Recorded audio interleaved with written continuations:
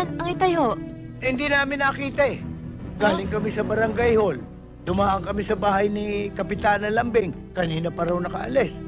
Siguro may problemang inaayos ang tatay mo. Alam mo naman yun eh.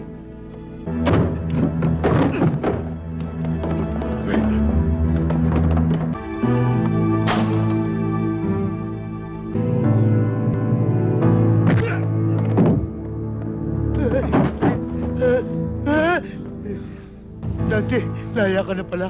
Oo, laya na ako. Kaya nga binalikan ko kayo eh. Ano ba kailangan ninyo? Basta na lang kayo pumasok dito. Tumigil ka dyan, matanda! Nasa si Kayap-Yap? Hindi ko alam, Dante. Hindi mo alam? Madalas kayong magkasama? Eh, kagawad lang ako ng barangay eh. Pero pag lumabas na ako sa karintela ko, hindi ko na alam kung saan siya nandoon. Ganon!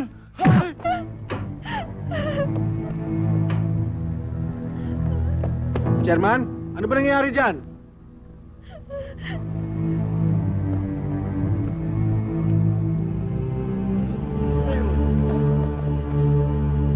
Dante, hindi tayo pwede magtagal dito. Tumatawag na tayo ng pansin.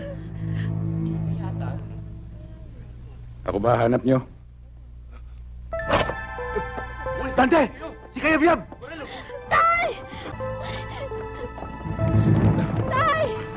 Lumayo lang kayo. Ay, ligtas niyo ang sarili niyo, Tay! Tumahimik ka! Eh! Etimet! 2 taon mo akong pinuro sa kulungan. Lumapit ka, Kayab-Yab!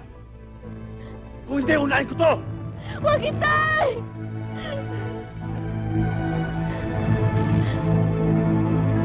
Dante, huwag mong tama yung aking anak. Pag-usapan natin to.